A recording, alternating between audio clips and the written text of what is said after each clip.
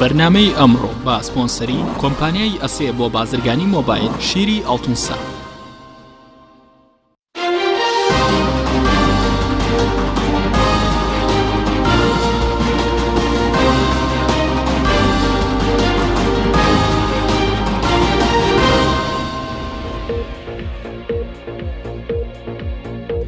بەناوی خوای گەورە سڵاوتان لێبێت بەڕێزان. پەرلەمانی عێراق یاسای بودجەی پەسەند کرد و پرۆژەی یەکێتی و کۆمەڵ و گۆڕانیش لە یاسای بودجەدا جێبەجێکرا. هەوڵەکانی حکوومەتی هەرێمی کوردستان و فراکسیۆنی پارتیش لە پەرلەمانی عێراق بۆ هەڵوەشاندنەوەی پرۆژەی سێلایەنەکە شکستیانێنا. بە میواندارێک لە بەڕێزان لە بەشی یەکەم ناوزاد ڕەسوڵ ئەندامی پەرلەمانی عێراق لە سەرەمان پرس لە بەشی دووەمیشدا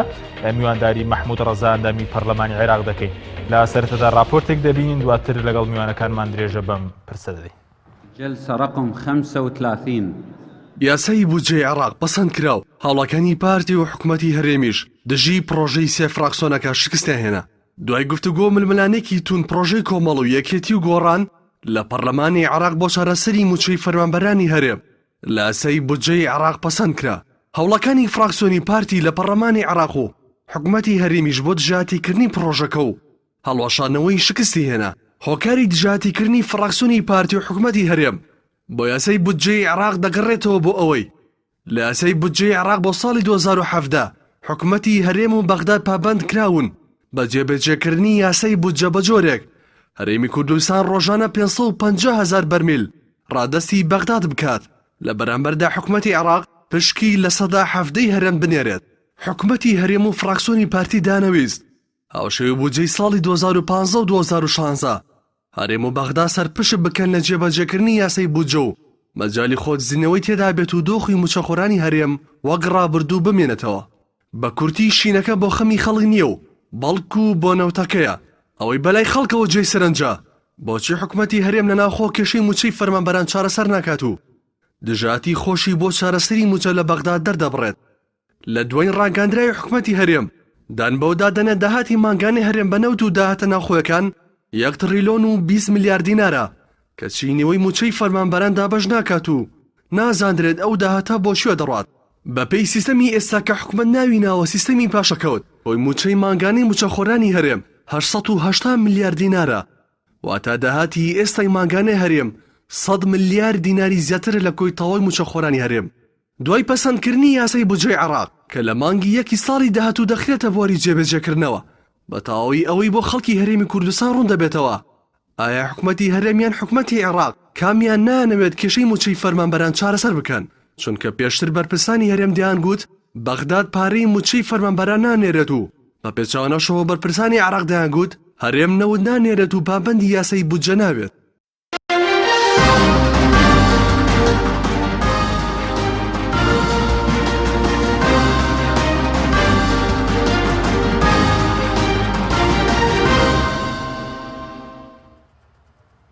دووبارە سڵاوتان لێبێت بەڕێزان. کاک نەوزە زۆر سوپاس بۆ بەشداریکردنت لە بەرنامەکەماندا. ئەگەر سەرەتا لەوە دەست پێ بکەین ئەو دەستکەوتانەی کە ئەمساڵ لە یاسای بودجەی عێراق بۆ ساڵی 2017 هەم بۆ خەڵکی کوردستان وەم بۆ هێزی پێشمەرگە جێگیر کراون، ئەو دەستکەوتانە چین؟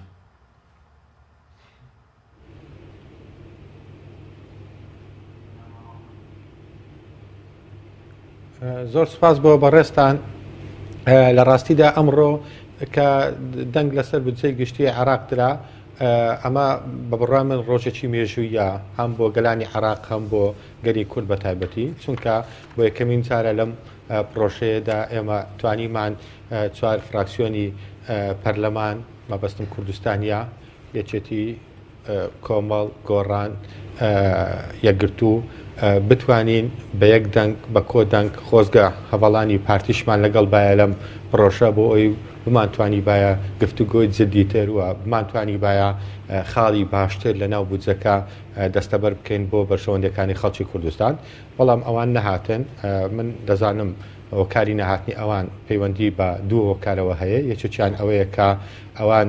زۆر حزبین و ملکەتی ئەو بڕیارە حزبیانان کە بەردەوام لە حزبەکەی خۆیانەوە پیان دەدرێ دەتوانم بڵێم وەکو ئەو چوار حزبا ئازاد نین و سربەخۆ نین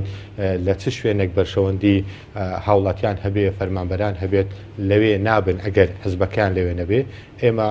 وەکو پەرلەمانتارانی ئەو چوار لایەنە سیاسیا نابەرەی خەڵکو و بەرەی جێبەجێکردنی داخوازەکانی خەڵکمان هەڵبژارد هۆکاری دووەم ئەوەیە کە ئەوان سوودمەند بوونە هەتا ئێستا بە پلەی یەکەم لە گەندەڵیکردن لە نەوتی کوردستان لە سامانی کوردستان لە داهاتی کوردستان دەیانوێت ئەم پرۆسە گەندەڵیە بەردەوام بێ لە هەرێمی کوردستان چونکە بەشی شێر بەشی زۆری نە بەبەر ئەوان کەوتووە لەبەرەوە ئەوان بە بیانوێکی زۆر لاواز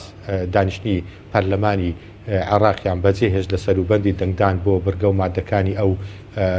پرۆژە یاسایە و من بەکەمین جاریش بوو یعنی زۆر دڵم سووتا زگم سووتا بە لیستێکی کوردی کە ئەوەندە لاواز لە ناو پەرلەمانی عراق بچێتە دەر چوونە دەرەوەی کاریگەری نەبوو و مداخلەکانیان لەو کاتی کاریگەری نەبوو دەتوانم بڵێم یعنی بە چاوی بەزەیی ئەوانەی لە ناو خۆڵەکە دانیشتون تەماشایان دەکردن خۆزگا سەنگەری ئەو چوار لایەنە سیاسی کوردیان لەوێ بەجێ نەهێشت وایە خۆزگە سەنگەری ملەتەکەمانیان بەجێ نەهێشت وایە پێکەوە هەمومان بمانتوانی وایە خاڵی باشتر و مافی باشتر ئەوەی کە ئێستا دەستەبەرمان کردووە دەستەبەر بکەین زۆر باش ئێمە بەهۆی ئەم پرۆژە یاسایەوە بەڵێ ینی بەڕێزت دەڵێت خاڵێک بۆ خەڵکی کوردستان بکەینەوە فەرم یەکەمین ئێمە توانیمان لەو بارودۆخە سەختەی کە فەرمانبەرانی کوردستان بێبازاری خەڵکی کوردستان بێکەسابەتی خەڵکی کوردستان ئەو دۆخە ئابوووریە خراپەی کە ڕووی لە هەرێمی کوردستان و هاوڵاتیانی ئازیزی کوردستان کردووە لە پێشمەرگە قارەمانەکان لە زیندانە سیاسەکان لە هەموو ئەو کەسوکاری سەربەرزە شەهیدانەی کە بە خوێنی ئەوان حکوومەتێک دروستکرا و ئێستا بێبەشن لە داهاتی ئەم حکوومەتە لە سەرچاوی ئەم حکوومەتە لە سەرمایە ئەم حکوومەتە ئێمە توانیمان بۆ یەکەمین جار پێدا بگرین لەوەی کە لە بەرامبەر ئەو نەوتەی کە حکوومەتی هەرێم بیداتە حکوومەتی حکوومەتی ئیتیحادی کە پارەکە دەنێرێ دەبێ مەرجە حکوومەتی هەرێمی کوردستان بیکاتە موچە و کێشەی موچەی فەرمانبەرانی کوردستانی پێچارە سەر بکە ئەمە بژدەیەکە ئەمە هەنگاوێکی گرنگە بۆ خەڵکی کوردستان و لێرەشەوە داوا لە هەموو حزبە سیاسیەکان دەکەم بە پارتی دیموکراتی کوردستانیشەوە هەرچی زووە پەلە بکەین لەوەی کە میکانیزمەکان و ڕێوشوێنەکان بدۆزینەوە بۆ ئەوی چۆن بتوانین بە شێوەی بەرجەستە بە شێوەی کردارەکی ئەم نەهامەتی و ئەم ناخۆشیە لە کۆڵ فەرمانبەرانی کوردستان و هاوڵاتیانی کوردستان بکەینەوە زۆر دوام ئێمە توانیمان التزامات دروست بکەین لەناو ئەم پرۆژە یاسایەدا لە ساڵانی ڕابردوو حکوومەتی هەرێم پێویستە 550,000 بنێرێ و حکوومەتی ئیتیحادی پێویستە بودجەکە بنێرێ حاڵەتێکی ئازادانە هەبوو ئەگەر لایەک جێبەجێ نەکالایەکەی دیکە بۆ هەیە عەقدەکە بەشێنێتەوە ئەم ساڵ نەخێوانیە التزاماتی تێدایە هەردوو حکوومەتی فیدرالی و حکوومەتی هەرێمی کوردستان دەبێ پابند بن بەو عەقدا و هەر لایەنێک جێبەجێ نەکا دادگای فیدرالی عراقی یەکلای دەکاتەوە و هەموو هاوڵاتیەک هەموو فەرمانبەرێک لە کوردستان کە زەرمەند دەبێت لە نەتیجەی جێبەجێنەکردنی ئەو بەرگا یاساییە کە لە ناو بودجەی گشتی عراق جێکراوەتەوە مافی سکاڵاکردن و مافی ئەوەی هەیە داوای حەقی خۆی بکات. بەڵێ زۆر باشەکە نەوزات بەڕێزت وتت ئێوە وەکو چوار لایەنەکە لە سەنگەری گەڵدابوون و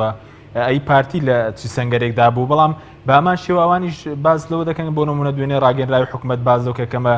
دژایەتیکردنی خەڵکی کوردستانی تێدا یاسای بودجە پارتی دەڵێ ئێمە مەسەلەن بۆیە بایکۆتی دانیشتمان کردووە لەبەرەوەی کە مافەکانی خەڵکی کوردستانی تێدا نەسەسپێنراوە ینی ئێمە چۆن ئەمە لێک بدەینەوە ینی چۆن ئەمە ڕوون بکرێتەوە کامەتان خەمی خەڵکیە بووە ئەو کاتە خەڵکی کوردستان و چاودێرانی سیاسی بەم قسەی کە بەڕێزت کردت لەسەر زمانی ڕاگەانی پارتی و هەواڵانی پارتی لە پەرلەمانی عراق باوەڕیان دەکرد ئەگەر بمان بینی باە لە ڕابردوو ئەوان پەرۆشی یان خەمخۆری چارەسەرکردنی کێشەی فەرمانبەرانی کوردستان بوونایە یان بمان بینی باە حکوومەتی هەرێمی کوردستان کە سەرۆکەکەی لە پشتی پارتی دیموکراتی کوردستانە پەرۆشی پیشاندابایە بۆ چارەسەرکردنی کێشەی فەرمانبەرانی کوردستان بەداخەوە ئێستا دوو بەرە لە کوردستان دروست بووە بەرەی بەرپرسان مەبەستم بەرپرسە باڵا و گەندەڵەکانە لە هەرێمی کوردستان و بەرەیەکی ڕەش و ڕوود بەرەیەکی هەژار بەرەیە کە لە ڕاستەقینەدا ئەو دەسۆزی ڕاستەقینەی هەرێمی کوردستان و پاراستنی حکوومەتی هەرێمی کوردستانە کە بەرەی کەسوکاری سەربەرزی شەیدان و زیندانی سیاسەکان و ئەو تێکۆشارانەیە کە بە خوێنی ئەوان بە خەباتی ئەوان ئەم حکوومەتە دروست بووە و جیاوازی گەورە لە نێوان ئەم دوو بەرەیەدا هەیە بەرەیە کە ئەم هەموو قەیرانە ڕووی لە هەرێمی کوردستان کرد سعری نەفت دابەزی داعش هات و دەبینین بەرپرسە باڵاکان و خۆیان خێزانەکانیان منداڵەکانیان ڕۆژ بە ڕۆژ لە ژیانێکی ڕەفاهە و خۆشگوزەرانی گەورەتر دەژین و بچووکترین کاریگەری لەسەر ژیان و لە ڕەفاهەت و ژیانی شاهانەی ئەوان نەکردووە و دەبینین لە بەرامبەردا بەرەیەکی دیکە کە بەرەی خەڵکە ڕۆژ بە ڕۆژ ژیانیان قورستر دەبێت گەیشتە ئەوەی کە مامۆستا فەرمانبەر لە پارێزگای سلێمانی لە پارێزگای هەولێر لە پارێزگای دهۆک لە پارێزگای هەڵەبجا بگاتە ئەوەی کە جلوبەرجی خۆیان بفرۆشن بۆ ئەوەی قوتی ڕۆژانەی مناڵێکی بچووکیان ئی خۆیانی پێ دابین بکەن ئەم جیاوازیە گەورەیە وا دەکا کە خەڵک چاوی زیاتر ببینێ و ڕاستیەکان ببینێ هیچ کەسێک نەمن نا حزبەکەی من و نا هەواڵێکی پارتی نە حزبەکەی پارتی نەی کۆمەڵ نەی یەکگرتو نەی گۆڕان ناتوانن چاوی ڕاستەقینەی جەماوەردا بخەن و ناتوانن ڕاستیەکانیان لێ چاواشە بکەن و کەسمان ناتوانین بە دروشمی باق و بریقەدار بە قسەی گەورە ئەوان هەڵبخەڵەتێنین ئێستا خەڵکی کوردستان زۆر باش دەزانێت کە بۆچی حکوومەتی هەرێمی کوردستان نایەتە ژێرباری ئەو ڕێککەوتنەی کە ئێستا خراوەتە ناو پرۆژەی یاسای بودجەی گشتی عێراق لەبەر ئەوەیە ئەم پرۆژەیە وا دەکات کە ڕێگە لە دزیکردن لە نەوت بچیرێ ئەم پرۆژەیە وا دەکات کە گەندەڵی لە هەرێمی کوردستان نەمێنێ ئەم پرۆژەیە وا دەکات کە لیستێکی ڕاستەقینەی موچە ی فەرمانبەران لە هەرێمی کوردستان هەبێ ئێستا حکوومەتی هەرێمی کوردستان دەڵی 1,400,000 فەرمانبەرم هەیە کە خۆشی احتراف دەکات لە چەند ڕۆژی ڕابردوو بە ئێستاشەوە خەریکە لیستی موچەکەی ڕێک دەخا بندیوارەکانی بەتەمایە لێ دەربکە بەتەمایە ناوە دووبارەکانی لێ دەربکە بەتەمایە لیستێکی پوختە دروست بکات لەبەرەوە ئەم پرۆژەیە کە ئێمە وەکو ئەو لایەنە سیاسیانە لە بەغدا پێشکەشمان کرد و خۆش بەختانە دەنجی لەسەردرا دەبێتە مایە ئەوەی کە ڕێگا لە گەندەڵی بچیرێ دەبێتە مایە ئەوەی کە دز و نادز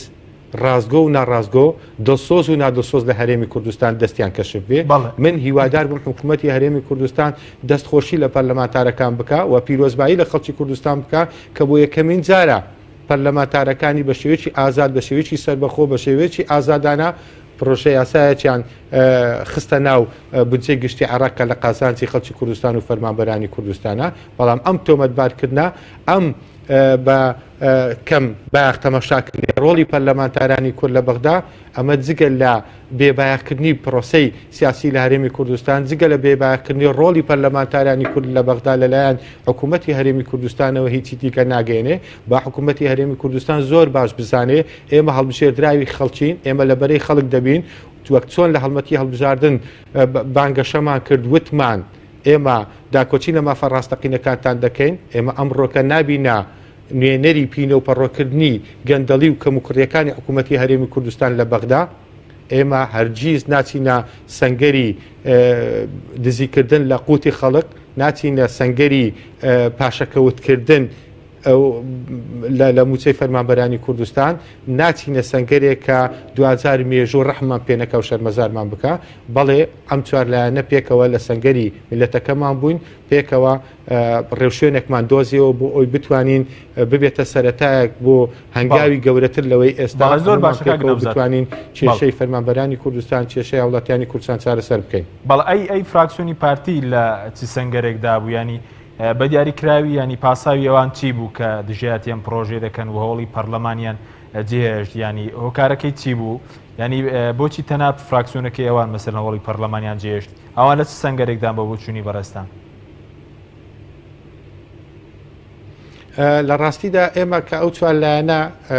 داکۆچیمان کرد و ئەم پرۆژە یاسایەمان پێشنیار کرد هەر تەنها دیفاعکردن نییە لە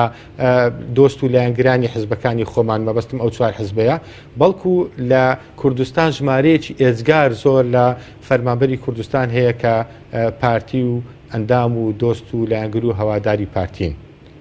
با ژمارەیەکی زۆر لە کادیری پارتی سودمەند دەبێت لەو پرۆژە یاسایە یعنی ئێمە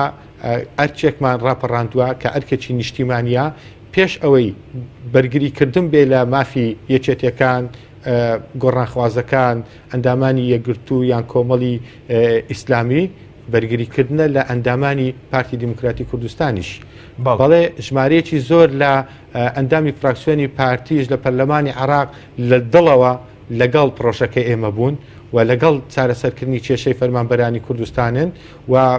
بمانەوێ نەمانەوێ لە ناو پارتیش کادیری دۆسۆز و پەرلەمانتاری دۆسۆز و خەڵکی ڕۆشنبیریان هەیە کە حەزیان دەکرد دەستیان هەبێ و شوێنپەرچەیان دیار بێ لەگەڵ ئەم پرۆژەیە بەڵام بەداخەوە بەهۆی کاریگەری حزبی بەهۆی فشاری سیاسی لە ناو پارتی دیموکراتی کوردستان کە هەمومان دەزانی مرکزیە لە ناو پارتی چەند بەقوتە بۆیە وا دەکات کە بەداخەوە پەرلەمانتارەکانیشیان نەتوانن بێنە سەنگەری چارەسەرکردنی کێشەی فەرمانبەرانی کوردستان بۆیە ئێمە ینی هەڵوێستێکی ناتەندروست و پێچەوانەمان لە برادرانی فراکسیۆنی پارتی زۆر باشڕاقبینی کەویش ئەوە بوو بایکۆتی ئەم پرۆژەیان کردووە تەنانە لە ناو کۆبوونەوەکەش لە سەروبەندی دەنگدان هاتنە دەرەوە بەڵێ بەڕست باز دەوڵەکەی کە جێبەجێکنی یاسای بودجەی عێراق ڕێگریە لە دزی و گەندەڵی لە داهاتینەوت ینی ئێستا پێ دوایە لە سەدا چەندی داهاتینەوت گەندەڵی و دزی تێدا دەکرێت ئەم پرۆژەیە دەتوانن لە سەدا چەندی مەسەرە ئەم دزی و گەندەڵیانە کەم بکاتەوە لە ڕاستیدا ینی کێشەی هەرێک گەورەی عقلێتی حکومڕانی لە هەرێمی کوردستان ئەوەیە کە بەم ڕوونکردنەوە بەم بەیان نامانە دەرکەوت کە ئەم حکوومەتی هەرێمی کوردستانە بودجەی هەموو وڵاتانی دنیای بدەیە نەوتی هەموو وڵاتانی دنیای بدەیە ئەو وڵاتانەیە کە نەوتیان هەیە بەشی ناکەن بۆچی لەبەرچی لەبەر ئەوەی بە عقلێتێکی مۆدێرن بە عقلێتێکی نیشتیمان پەروەری بە عقلێتێکی نیشتیمانانە دڵسۆزانە نایە معاملە لەگەڵ داهات و لەگەڵ بڕی ئەو پارەیە و ئەو بودجێ و ئەو نەوتانە بکە کە لە هەرێمی کوردستان هەیە بۆیە دەبینین ئەو پارەی کە هەیە بەشی ناکە بەشی موچە ناکە بەشی جوڵاندنی بازار و کەسابەتی ژیانی خەڵک ناکە بەشی پێداویستیەکانی کەسوکاری سەربەرزی شەهیدان و تێکۆشەرانی گەلەکەمان ناکە بەڵێ لەبەرەوە یعنی ئێمە لە بەردەم گرفتێکی زۆر گەورە و ڕاستەقینەداین بۆیە من پێم وایە ئەم پرۆژەیە ئەگەر بەڕاستی وەجدی ئیشی لەسەر بکرێ و لایەنە سیاسەکان بتوانن بەرەو پێشی ببن دەبێتە مایە ئەوەی کە حکوومەتی هەرێمی کوردستان تێر بێ و تێبگا لەوەی کە بە پارەیەکی محەدەد دیاریکرا و بتوانێت خزمەتی ملەتەکەی خۆی بکە.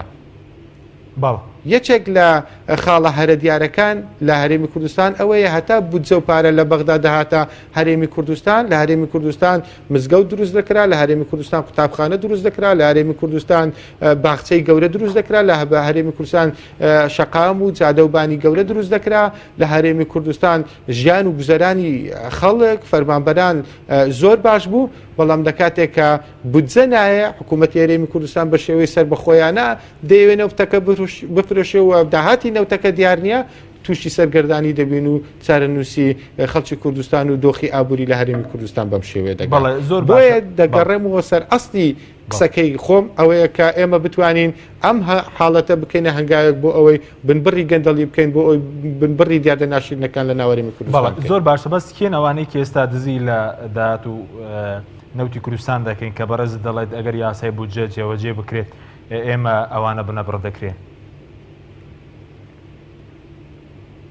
ئەوانن کە دەستیان بەسەر مەلەفە گەورەکان لە هەرێمی کوردستان داگرتووە ئاشکرایە ئێمە یعنی وەزیرێکمان هەیە بەناوی وەزیری سامانە سروشتەکان دوێنێ خۆم لە دیمانەیەک لە کەناڵی ڕوودا و بینیم تاکیدی کردەوە ئەگەر سعری نەفت ینی بەرمیلێک نەوت نرخەکەی بگاتە $100 و زیاتریش لە $100 دۆخی فەرمانبەرانی کوردستان هەر چاک نابێت بارودۆخی ئابووری لە هەرێمی کوردستان هەر باش نابێت یعنی ئەمە بێئومێدکردنی خەڵکە و بۆ یعنی چانە بێت بۆ سعری نەفت ئەگەر بگاتە $100 وەسعی خەڵک باشنەوە بۆ عێراقێک بەم هەموو دۆخە شڵەژاوی خۆی عێراقێک کە داعش ڕووی تێکردووە عێراقێک کە لە دوای ڕژێمی سەدام گەورەترین ململانەی تایفی نێوان سونە و شیعە لەوێ هەیە عێراقێک کە دەستی هەموو وڵاتانی ئیقلیمی و نێودەوڵەتی تێدایە بتوانێت بەهۆی نەوتەکەی خۆی کە دەیفرۆشێ موچەی فەرمانبەرەکانی خۆی دابین بکە هەتا ئێستا لە مانجێکدا 1 سعات موچەی فەرمانبەرانی کوردستان تاخیر نەبووە فەرمانبەرانی عێراق تاخیر نەبووە هەتا ئێستاش مەشارع و پرۆژە و جوورانی بازرگانی لە عێراقدا هەیە بۆچی ئەوان بتوانن بەو نەوتە بە هەمان سەعلەبی فرۆشن و خەڵکی خۆیانی پێبەڕێوە ببن سەرباری هەموو ئەو گەندەڵیانێکە لە عێراقی سەرباری هەموو ئەو تەقینەوە و بارودۆخە ئەمنی خراپەیەکە لە عێراقی ئەوان بتوانن بە نەوتەکە خەیان بۆچی وەزیری سامانە سروشتەکەی ئێمە بانگەشەی ئارامی لە کوردستان دەکەین ئێمە بانگەشەی ئەمنیەت لە کوردستان دەکەین ئێمە بانگەشەی ئەوە دەکەین کە ڕوبەڕووی داعش بووینەوە ئێمە بانگەشەی ئەوە دەکەین کە دیموکراتین ئێمە بانگەشەی ئەوە دەکەین کە ئەوەندە ساڵە ئێمە ئەزمموی حکومڕانی لە هەرێمی کوردستان بەڕێوە دەبێن خێرە ئێمە ناتوانین بە سعری نەفت بەرمیلێک نەوت ئەگەر بگاتە $100 و زیاتر لە $100 ناتوانین موچەی فەرمانبەران بدەین ئێوە پرسیارەکە یعنی بە بڕای من هیچ تەحلیل و تەفسیر و ڕوونکردنەوەی ناوێ تو ئەگەر بەرمیلی نەوت بگاتە $100 و زیاتر لە $100 ناتوانین موچەی فەرمانبەرانی پێ بدەین معنەوەی گەندەڵی تێدایە لەبەرەوە گرنگە زۆر ئێمە وەکو عەقدیەت لە هەرێمی کوردستان بتوانین زۆرێک لە بیرکردنەوەی تازە بێنینە ناو کایەکە و بتوانین هەمومان دەست لە ناو دەستیەک پێکەوە بتوانین ڕوبەڕووی ئەم بارودۆخە سەختە ببینەوە و ڕێوشوێنێک دابنین کە 2000 ئەو نەهامەتەی کە ڕووی لە خەڵک کردووە بە زووترین کات کۆتایی پێبێنین. بەڵێ زۆر باش سپارت بە ئالەتی جێبەجێکردنی یاسای بودجە ئەرکی لایەنە سیاسەکان بە تایبەتی ئێوە وەکو یەکێتی نیشتیمانی هەر لە ئاستی فراکسیۆن لەگەڵ ئەم پرۆژێدایەوە خۆک و حیزبیش مەسەلەن بەشێکی گەورەی مەسەلەن داهاتی هەرێم مەسەلەن لە کەرکووکە کە یەکێتی تێدا باڵاتە لە سلێمانیش مەسەلەن یەکێتی وەکو حیزبیش لەگەڵ جێبەجێکردنی ئەم پرۆژەیەدایە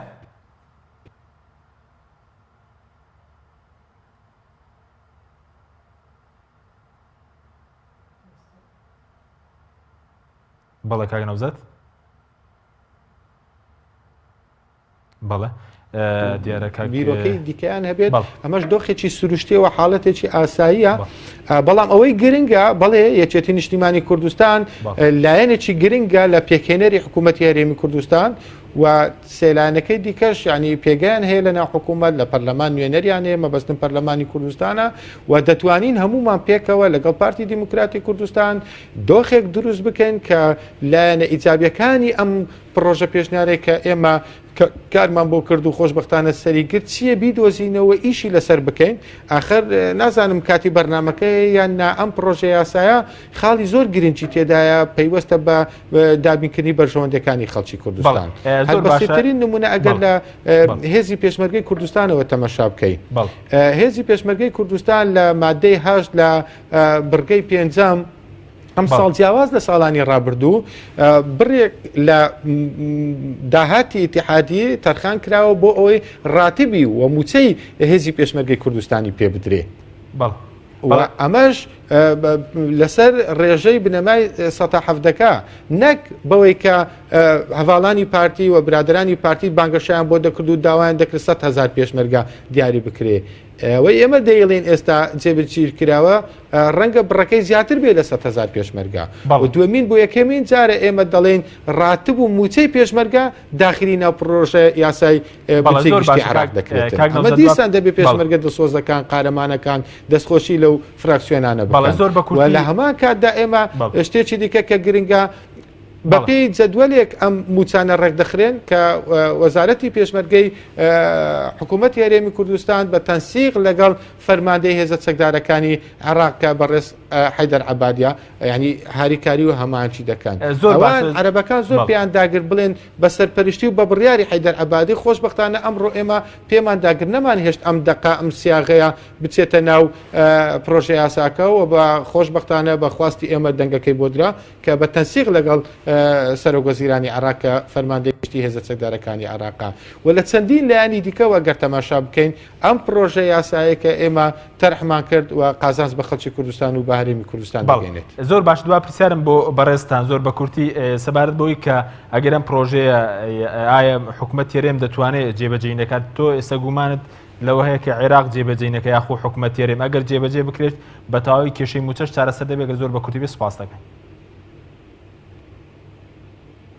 لە ڕاستیدا بێگومان ئێمە بۆیە ئەم خاڵانەمان خستە ناو پرۆژە یاساکەوە بۆ ئەوەی بتوانین دۆخی هەرێمی کوردستان لەو دۆخە ئابووری خراپە بگۆڕین بە دۆخێکی ئابووری باشتر و بتوانین فەرمانبەرانی کوردستان لەو بێموچەیە ڕزگار بکەین و بتوانین بازاری کوردستان و کەسابەتی خەڵکی کوردستان بگەڕینەوە دۆخێکە زۆر باشتر بێ لەوەی ئێستا بەو نیەتە ئێمە ئەم خاڵانەمان دیراسە کردبوو و قسەمان لەسەر کردبوو و خۆشبەختانە ئێمە ینی کۆمەڵێک ڕێنمایی حکوومەتی هەرێمی کوردستانی شەیە لە ناو پرۆژە یاساکە جێگەی کراوەتەوە. یەکێک لەو خاڵانەی کە گرنگ بوو بەلای حکوومەتی هەرێمی کوردستانەوە و ئێمە لەگەڵ بەڕێز کاک ئامانج ڕەحیم لە ئەنجومەنی وەزیران لەسەر هێڵ بووین گوتی ئەگەر بتوانن خاڵی ها مەبەستی جەدوەلی هابوو بخەنە ناو پرۆژە یاساکەەوە ئەو دەستکەوتێکی باش دەبێت بۆ خەڵکی کوردستان ئێمە توانیمان ئەو برگەیەش زیاد بکەین. مەبەست دەو برگەیە چ بوو جگە لە موچەی فەرمانبەرانی کوردستان ڕێعایی ئیجتیماعی و پارەی خانە نشینانیش بگرێتەوە کە ئەمەش بڕێکی زۆر لەو پارەیە دەچێتە سەر ئەو پارەی کە لە مقابلی نەوتەکە دەدرێتە هەرێمی کوردستان. بۆیە بێگومان یعنی ئەگەر ئێمە بەڕاستی و بەجددی بمانەوێ سوود لە ئەم پرۆژەیە وەربگرین و توانەکانی خۆمان بخەینە گەڕ بە دۆخێکی تەفاهم و تێگەیشتن لە حیوار و منطق و لە بیرکردنەوەیکی تەندروست من ناڵێم بە تەشەنووج ئێستا هەواڵانی پارتی پێیان وابێت کە ئەم پرۆژەیە مادەم ئەوان یەوی چوار لایەنە سیاسەکەیە دەست بەجێ دژایەتی بکەن و دەست بەجێ تەخوینمان بکەن دەست بەجێ وامان پیشان دەن کە ئێمە لە جەبهەی عێراقین و ئەوان لە جەبهەی کوردستان و دروستکردنی دەوڵەت و ڕفراندۆم و سەربەخۆینی نا من پێم وایە ینی ئێمە پێویستیمان بە کەشوە هەوایەکە کە هەمومان بتوانین بە زمانی دیالۆگ و بە عەقڵ بە منطق بیر بکەینەوە لە بەردەم دۆخێکی خراپدایە خەڵکی کوردستان و فەرمانبەرانی کوردستان ئەخر بۆ ئەم حکوومەتە زۆر ناشیرنە زۆر بەڕاستی جێی شەرمەزاریە کە بەشی هەر زۆری فەرمانبەرانی کوردستان لێی ناڕازی بن یان مامۆستایان دەوام نەکەن یعنی خوێندکاران و قوتابیان بەڵێستاوانێکیان هەیە لە خوێندن بێبەش بن کە دەڵێ مامۆستا دەبێت کوردایەتی بکە و دەبێت دۆسۆز بێ داوام بکە ئەخر مامۆستا پارەی ئەوەی پێ نییە پارەی ئەو پاسەی پێ نییە کە لە ماڵەوە پێ بگاتە قوتابخانەیە لە قوتابخانە پێ بگەڕێتەوە ماڵەوە هەموو جلوبەرگ و هەمووی ئەشای ناوماڵی خۆی دەفرۆشێ بۆ ئەوی ڕۆژانە بتوانێت پێ بشی بۆچی دێ ئەو مامۆستایە تاوانبار دەکەی بۆچی دێ ئەو مامۆستایە خائین و بە خۆفرۆش لە قەڵەمی دەدەی ئەم بێڕێزیکردنە بە ئینسان لە هەرێمی کوردستان لەلایەن حکوومەتەوە لەلایەن بەشێک لە حکوومەتەوە ئەم حاڵەتە دەرونیە خراپەی کە خراوەتە مێشتی ئینسانی کوردی بەڕاستی ئەنی جێگەی هەڵوەستەکردن و پرسیار لەسەرکردنا ملەتی ئێمە ملەتی کورد شایانی ئەو غەدر و ئەو زوڵمانە نییە کە ئێستا لێ دەکەن ئێمە ئەوە بوو حکوومەتی هەرێمی کوردستان تاجی شانەی بخاتە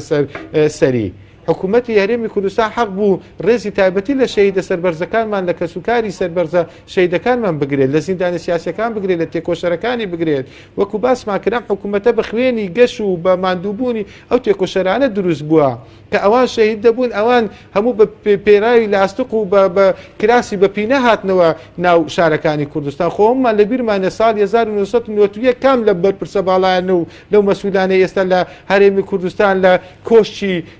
هزار قاتی دەژین کە چیان لەبەر بوو جلوبەرەکانیان تەماشاکەن خۆ وێنەکانیان لە ئەرشیڤ ماوە بەڵێ زۆر سپاس دەگەین کاک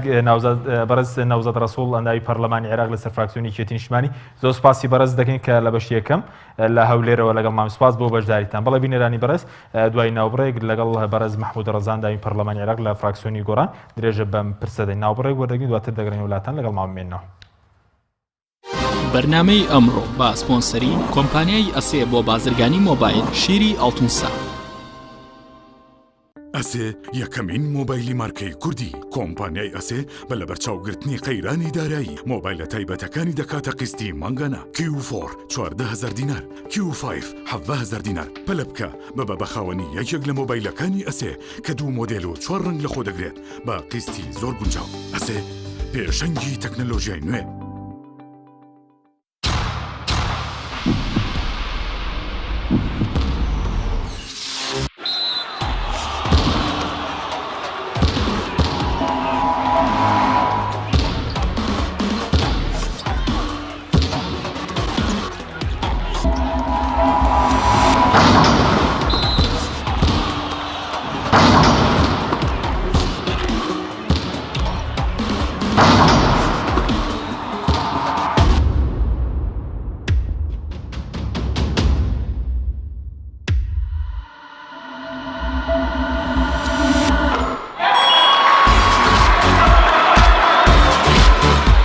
سەرکەوتنە گەورەیە تەنها شیری وشکی ئاڵتونسای تەمێکی ڕاستەقینە و 100% سروشتی نۆشی کەو هەمیشە بە بەهێزی بمێنەرەوە. کاتر نییە بچیتە بازار بۆ کڕینی پێداویستی ئەلیکترۆنیەکان وەک هەمیشە کۆمپانیای ئەسێ خزمەتگوزاری نوێی بۆ ئامادەکردوون. ئێستا دەتوانیت لە ڕێگەی ئینتەرنێتەوە سەرجەم ئامێرەکانی کۆمپانیای ئەسێ بکڕی و هەموو جۆرە کارتێکی موبایل و ئینتەرنێت بەدەست بخەیت. ئێمە بۆتان دەگەێنینە ماڵ و شوێنی کارەکانتان. لە ڕێگای کارتی ئەسێەوە ئەبیتە بەشداربووی سەرەکی ئەم خزمەتگوزاریە. لە 25 دلار زیاتر پێداویستی بکڕە و کرێ گواستنەوەکەت لەسەر کۆمپانیا دەبێت. ئەسێ پێشەنگی تەکنەلۆجیای نوێ.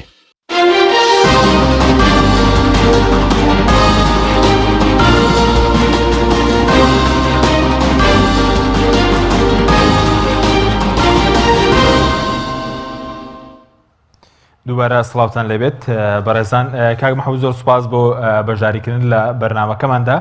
ئەگەر سەرەتا لەوە دەست پێ بکەین سەبارەت بە هۆکاری ئەوەی کە حکوومەت هێرێم لەگەڵ پرۆژە یاسای ئەمساڵدا نیە. ساڵانی ڕابردوو کە هەم 2015 و هەم 2016 لە یاسای بووجە بەپێی ئیتیفاقێک بوو لەگەڵ بەرپرسانی حکوومەت هێرێم. جیاوازی چییە لە نێوان ئەو پرۆژەی ساڵانی ڕابردوو و لەگەڵ پرۆژەی ئەم ساڵیش کەم ئەم فراکسیۆنە چوار فراکسیۆنەکە پشتگیریان لێکرد، یانی کامیان بە بەراورد بۆ ماف داراییەکان و بۆ خەڵک باشترە؟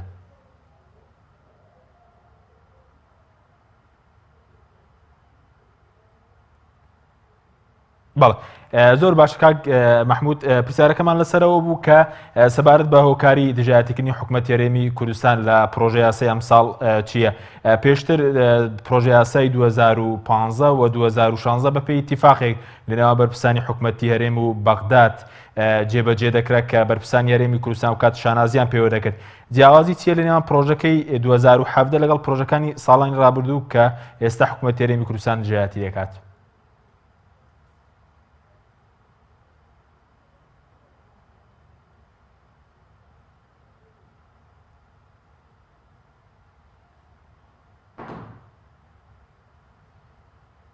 بەڵێ بینەرانی بەڕێز ناوبڕێکی کورت وەرەگرین دواتر دەگەڕێنەوە لاتەن لەگەڵمان بمێننە.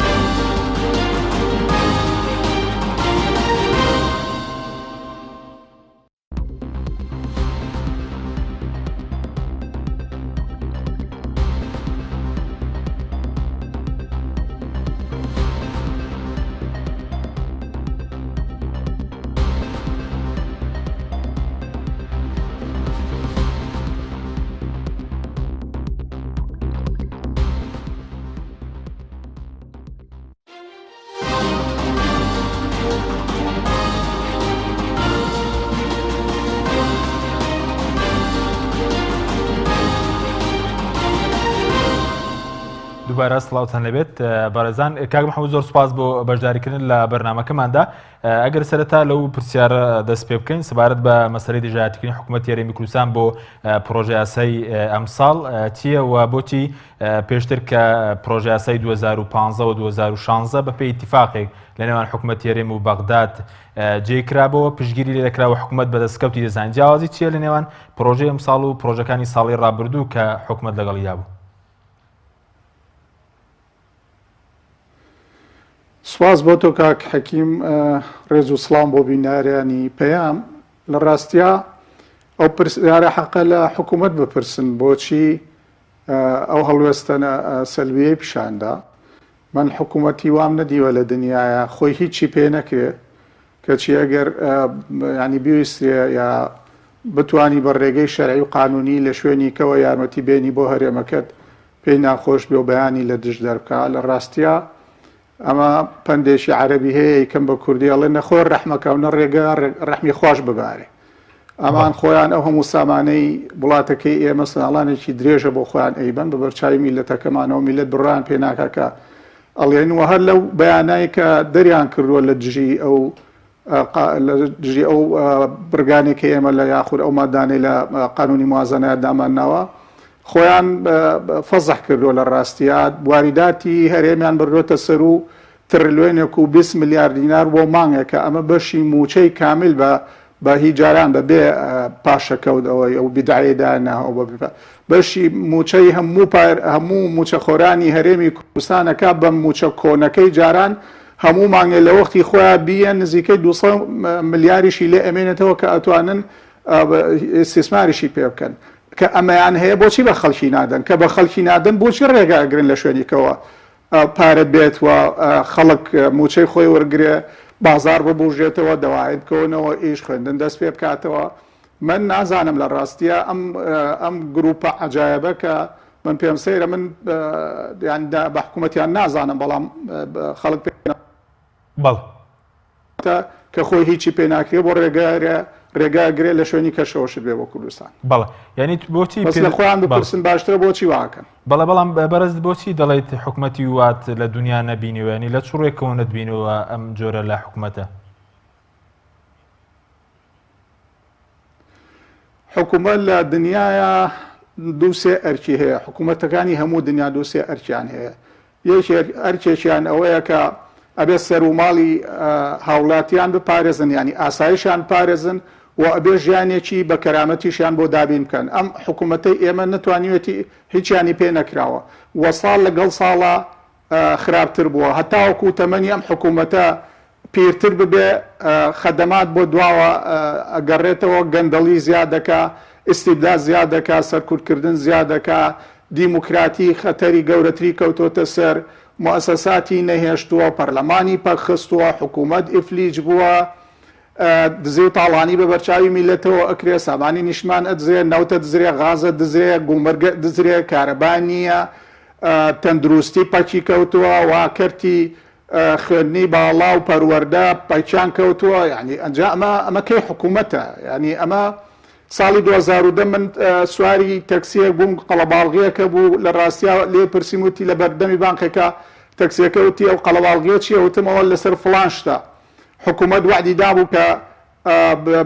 نازانم 20 میلیۆن دا بە جوتیا بۆ ئەوەی خانوو دروستکراوە بوو جوتیا چوو بوونە سەر بانک و بانکیشیان و هیچ نییە حکوومەت قسەیەکی کردو و پارە نییە کە خاوەنی تەکسەکە لێ پرسیم وتی ئەمە چییە وتم ئەوایە وتی وەڵاهی من نەتوانم لە ژێر بەتانەکەی خۆمەوە دوو حکوومەتی وا بەڕێوە بەرم ئەمە کەی حکوومەتە وەڵاهی شوانێک طبعا لەگەڵ ڕێزم بۆ شوان ئینسانە بەڵام شوانێکە هەر خوێنەواری نەبێ ئەلفوبای نەبێت جوتیارێ ئەلفوبای خوێنەواری نەبێ بیهێنەوەکو ئەمانەی کە خۆیان بە عەبقەریەزان نتوان حکوومەت بەڕێوە برن چیەکەن پارەی نەوتە فرۆشن غازە فرۆشن گومرگ وەرەگرن وارداتی ناوخۆکەوەکەنەوە ئەیبن بۆ خۆیان خۆ هەموو کەس دەتوانێت ئەوە بکە ئەجا لەبەرەوەکەی حکوومەتەوە بەڵێ زۆر باشە بەس سەبارەت بەوەی کە دوێنێ ڕاگەندراوەکەی حکوومەت باز لەوە دەکە کە ئێوە وەکو پەرلەمانتارێکە دەنگتان داوە دژایەتی بەرژۆندی خەڵکی کوردستانە و کەوتونەتە تەڵەی ناحەزانی کوردستانەوە بەریاریکراوی بەڕوونی بۆ لای خەڵک ئاشکرا بێ ینی ئەو یاسای بودجەی کە حکوومەت دەویست لەگەڵ فراکسیۆنی پارتی ینی چۆن بوو چی یاسایەکی بودجەیان دەویست لە پەرلەمانی عێراق بۆ ئێستاوەش کە تەسبیت کراوە چۆنە بەڕاستیە ئەوەی فراکسیۆنی پارتی و ئەوەی ناویان ناوە حکوومەتەکەی پارتی بڵێن ئەیانی وەکو جاران بڕوا ئەو ڕێکەوتنە نەوتیە دابنرێتەوە 150,000 بەرمیل ئەگەر ئەو ناردی ئەویش پارە بنێرە ئەویش نەرێ و هەردوولایەن بلێ بێدەنگ بن ئەوانەوەی چکە عەبادیش لە قازانجی بوو و مافیای نەوتیش ئەوە لە قازانجێتی لە ڕاستی ئەمە نەمانهێشت ئەوە ڕا لەبەرەوە پێیان ناخۆشە چکە بڕێک لە واریداتەکە گەر هەمووشی نەتوانین ئاشکرا بکەین بڕێ لە واریداتی نەوت ئاشکرا بێ لە ڕاستی ئەوەی کە لە ڕێگەی سۆمەوە ئەڕا کەس ناتوانێت بیجزێ یاخود پارەکەی بشارێتەوە ئەوەی سۆمەوە ئەڕا پارەکەی ڕۆشنە و وەزارەتی لای وەزارەتەکانی عێراق گوم نابێ و بەشێکیشیەتەوە بۆ خۆمان ئەویان نایوێ یانەوێ واریداتی هەرێمی کوردستان بە کاملی لە تاریکاییە بۆ ئەوەی بە ئارەزوی خۆیان چەندێکیان بە دڵی خۆیان لێ بەرن و لێ تەخش و پەخشانکەن و لێ بنێرن بۆ ئەملاولا و لێ بنێرن بۆ دەرەوە و لێرە لە سەردابەکانە بیشارنەوە بۆ ئەوانەیانە ژنا بەڵام بەنسبەتەوەی کە لە ڕاستیا تەخوین و شتیوا عیبە ینی ئەوانەی کە لە ڕاستیا بەشی هەموو دنیایان لە خیانەت نەهێشتۆتەوە بە ئێمە بڵێن خاین هەموو دنیا ینی هیچ شتێک نەماوە نەیکەن تاوەکو تۆ بچی بیکەیت و بڵێ ئەمە خیان مەسەلەن هێنانی وڵاتانی داگیرکەرە سێ وڵاتی داگیرکەریان لە ڕابردووە هێناوەتە سەرمان. دەستێک کەڵاوکردن لە دوژمنانی نەتەوەی کورد لە هەرچوا پارچەکە کردویانە بە دائیمی، کوشتن و سەرکوتکردن کردویانە لە ناو میلەتەکەی خۆمانە، هەرچی قسە بکات لەژێر دەسەڵاتی خۆیان کردویانە. خەڵک پێیان دەڵێن لە هەولێر دەڵێن کۆریای باکوور، یعنی وایان کردووە کەس بکرێ هەواش لە خەڵک منعەکەن. لە ڕاستی ئەمانە خیانەتی گەورن لەو بەڵێ بەڵێ بەڵێ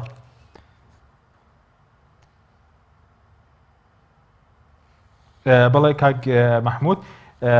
سەبارەت بۆی کە سەبارەت بە ئالێتی جێبەجێکردنی یاساکەوەی کە ئەمساڵ ئێوە داتان ناوە، ئالێتی جێبەجێکردنی یاساکە چۆنە و ینی مەجاالەوەی تێدانە حکوومەتێرێم خۆی لێ بدزێتەوە، ئەگەر جێبەجێ نەکرێت چ بەرپرساریتێک دەکەوێتە سەرشانی هەرێمی کوردستان؟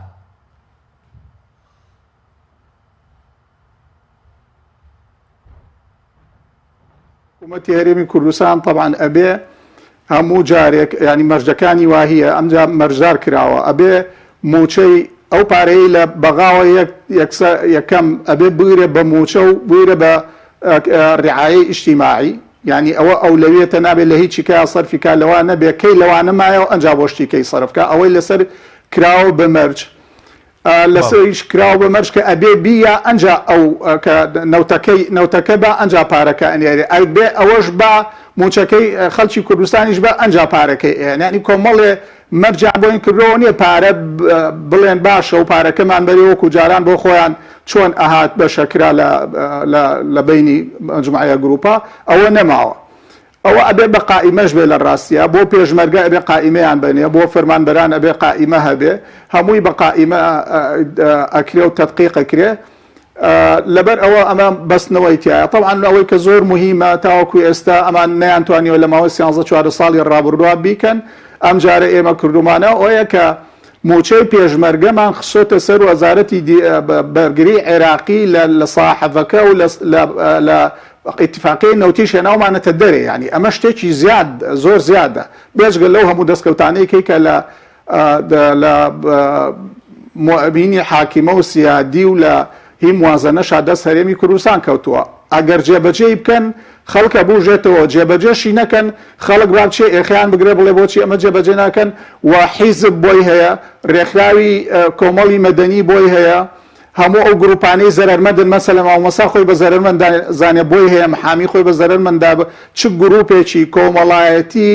یا چینایەتی لە هەرێمی کوردستانە خۆی بە زەرمەند دەزانێ ئەتوانێت بچێت لە محکەمەی ئیتیحادیش کاتیان لێ بکە بڵێ ئەو بەپێی ئەو قانونە ئەبێ بیکەن نایکەن، با خەڵک بشێتە لە محکەمەی ئیتیحادیش کاتیان لێ بکەن. بەڵێ ینی دەکەوێتە ژێر بەرپرسارەتێکی یاساییەوە، ینی ئەوەی کێوە داتەن ناوە هەرێمی کوردستان دەتوانێت جێبەجێ نەکات؟ هەرێمی کوردستان بەشێکە لە دەوڵەتێکە دەوڵەتی عێراقە. دەوڵەتی عێراق یەک محکەمەی ئیتیحادی هەیە کە ئەوە جێگەی محکەمەی دەستوری گرتوتەوە تاوەکو ئێستا محکەمەی دەستوریمان نییە، ئیشی محکەمەی دەستوری ئەکا تەفسیرکردنی قانون و پرسینەوە لە ئەوانەی کە قانون جێبەجێ ناکەن دەسەڵاتی محکەمەی ئیتیحادیە. لەبەر ئەوە هیچ محکەمەیەک لە سەرتاسەری عێراق لەو باڵا دەستتر نییە، خەڵک بۆی هەیە بڕوا لێ بڕیار وەرگێ جێبەجێی ناکە شتیکەی ئەچێتە سەر. ئەمە یعنی طبعاً وەختی ئێستا وەختی ڕەنگە ینی بتوانن ئەگەر چەند مانگێکیش خۆیانی لێ بزنەوە دوایی تووشی کێشەی قورسە بن، ئێستا چۆن تووشە بن جاری وەختی باسکردنی ئەوە نیە. بەڵێ زۆر باشە. ئەی سەبارەت بە بەرپرسارەتی لایەنە سیاسیەکان بۆ فشار دروستکردن بۆ جێبەجێکردنی ئەم ئیتیفاقە و بەرپرسارەتی خەڵک و پەرلەمانتەرانی ژۆکوێەوە چییە؟ وەڵاهی مەسئولیەتێکی گەورە لە تایبەتی لەسەر ئەو چوار فراکسیۆنەی لە ئەنجومەنی نوێنەران ئەو پرۆژەیە کە ئەمڕۆ ئەو هینە ئەو پێشنیارانەی کە توانیمان جێبەجێیکەین گۆڕان یەکێتی کۆمەڵ و بەخۆشیەوە لە دواییە برادرانی یەکگرتوو شاتوون ئێستا لە 5 فراکسیۆنی کوردستانی هیچ 4 فراکسیۆنی کوردستانیە. لەبەر ئەوە حیزبەکانی ئێمە لە گۆڕان ئەوانەی یەکێتی ئەوانەی کۆمەڵ و یەکگرتوو حیزبەکانیان ئەبێ بێنە مەیدان گۆشار بکەن کە ئەم حکوومەتی ناحکوومەتە ئەبێ ئەم قانونە جێبەجێ بکە چکە بەدیلیان نییە خۆکە ئەڵێ من ئەمە جێبەجێ ناکەم بەدیلەکەی هەر ئەوەیە کە ئاشتی هەورامی ئەڵێ گەر سعری نەوت بگاتە بەرمیلی نەوت بگاتە 100 و ڕۆژی ملیۆنێکیش بفرۆشین هێشتا هەر ڕزگارمان نابێ ئەمە کەی ئەمە شیردا بۆ داپیردا ئەم خەوە هەر نایەتە دی لەبەر ئەوە خەڵک برسیەتی خەڵک نیەتی ئەوەتانێ کارە باشیان نییە خەڵە پارێنی نەوتیش بکڕێ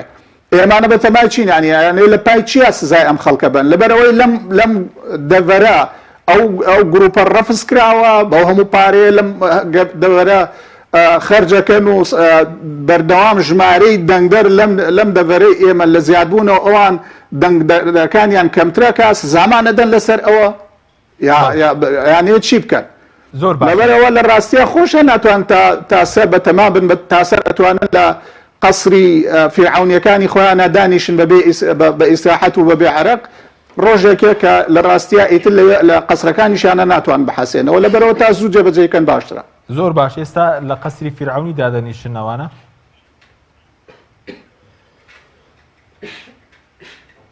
تێنەگەیشتم سەبات بۆی کە بەرەزەوتە ئێستا بەرپرسانی باڵا لە قەسری فیرعونی دادەنیشن قەسرەکانیان زۆر جیاوازە لە خەڵک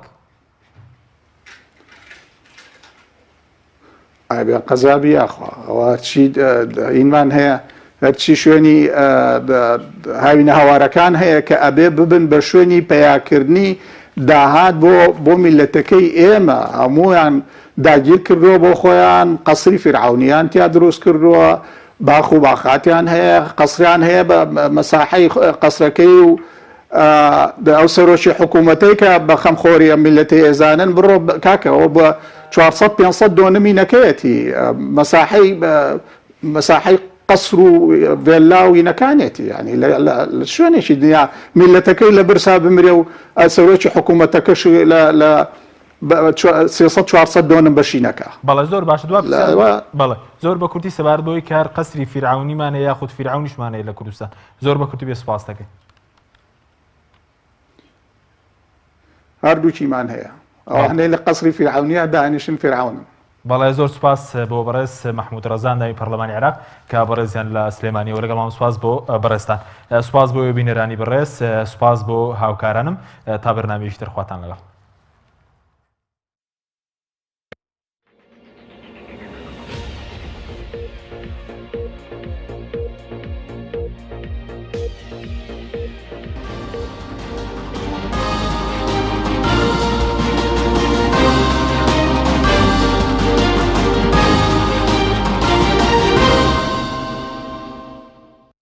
بەرنامەی ئەمڕۆ بە سپۆنسەری کۆمپانیای ئەسێ بۆ بازرگانی مۆبایل شیری ئەڵتونسا ئەسێ یەکەمین مۆبایلی مارکەی کوردی کۆمپانیای ئەسێ بە لە بەرچاوگرتنی قەیرانی دارایی مۆبایلە تایبەتەکانی دەکاتە قستی مانگانە Q4 14,000 دینار Q5 17,000 دینار پەلە بکە بە بەخاوەنی یەکێک لە مۆبایلەکانی ئەسێ کە 2 مۆدێل و 4 ڕنگ لە خۆ دەگرێت بە قستی زۆر گونجاو ئەسێ پێشەنگی تەکنەلۆژیای نوێ